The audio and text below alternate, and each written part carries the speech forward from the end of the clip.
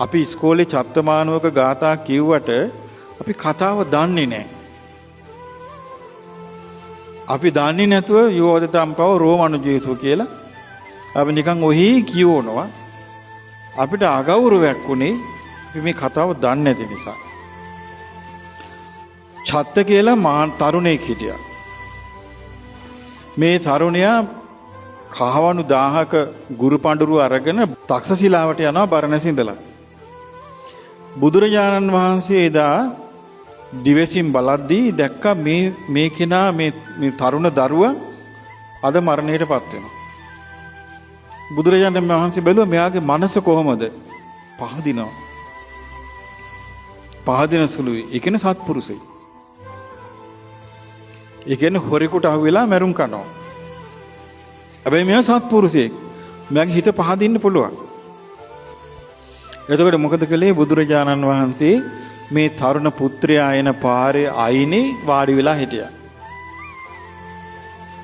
එතකොට මේ අසවල් කෙනා මේ ශ්‍රමණ ගෞතමයන් වහන්සේ කියලා මේ කුමාරයා අඳුනගත්තා. ඊට පස්සේ එන්න කියලා කතා කළා. කතා කරලා ඇහුවා මේ දරුවා ඔබ භාග්‍යතුන් වහන්සේව සරණ ගියාද කියලා ඇහුවා. අනේ නෑ ස්වාමීනි කිව්වා. එහෙනම් සරණ යන්න කියලා මේ සරණේ පිටේවුවා.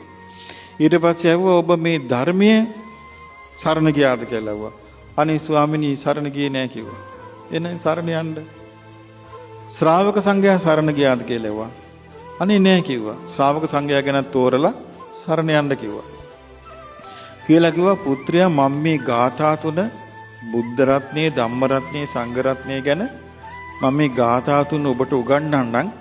ඔබ මේක හොඳට මතක තියාගන්න කිව්වා. එතකොට ඉස්සල්ලාම යෝවද තම්පවරෝ වනෝ ජේසු ඔය ගාථා ටික ගාථා තුන අර කුමාරට ඉගන්වනවා.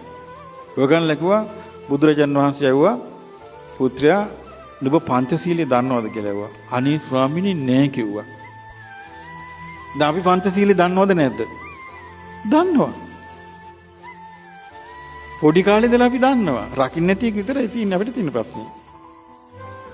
එතකොට මේ දන්නේ නැහැ කිව්වා. සමාදම් වෙන්න කිව්වා. සමාදම් වුණා. ඊට පස්සේ කිව්වා දැන් ඔයා වෙන මොකුත් හිතන්න එපා. මොකද ඒක වළක්වන්න බෑ. එයා කර්මිපාකයක්. එයා මරණයට මුහුණ දෙන්න එක වළක්වන්න බෑ. ඊට පස්සේ මේ කුමාරයා අර ගාත තුන පාඩම් හිටිය ආපු ගමන් දැන් ඒක අර්ථයක් දන්නවා. ඒක කිය යනවා දැන්. කැලේ මැද්දෙන් යනවා පයි. එක පාට හොරු ටික ආවා. පැන්න කොල්ලා මෙහෙවර කියලා අල්ලගත්තා. මෙයාගේ හිතේ බයක් ආවේ නැහැ. ඇයි හේතුව? අර සරණ පිටපු නිසා. ඊට පස්සේ මොකද උනේ? මැරුවා. ළමයා මැරුණා. සැනකින් උපන්නා දෙවියන් අතරේ. ඊට පස්සේ දිව්‍ය ලෝකේ උපන්න මේ దేవතාව බැලුවා කොහොමද මම මෙතන ඉන්නේ කියලා. දැක්කා මාව බේරගත්තේ මාගේ ශාස්ත්‍රුන් වහන්සේ, භාග්‍යතුන් වහන්සේ. ඒ దేవතාව බුදුරජාන් වහන්සේ මුණ ගැහින්න ආවා. ඒ ලෝක ස්වාමීනි භාග්‍යතුන් වහන්සේ මම තමයි අර චත්ත කුමාරයා.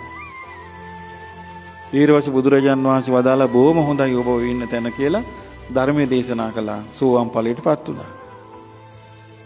බලන්න බේරෙන විදිය. එහෙමනම් මේකට ඕන කරන ප්‍රධානම සුදුසුකම ඕනේ මොකක්ද ඕනේ? ප්‍රධානම සුදුසුකම වෙන්න ඕනේ බාලයෙක් නොවීම. බාලයෙක් නොවීමට මොකද්ද විය යුත්තේ? අසේවනාච බාලාණං. මොකද්ද? බාලයන්ගේ ඇසුරෙන් වෙන් විය යුතුයි. මොකද බාලයා කරනවා මේකේ තියෙනවා බාලයා කොහොමද බාලයා මොකද්ද කරන්නේ? බාලයා තමාත් ඒකේ යෙදෙනවා අනුනුත් ඒකේ යොදවනවා.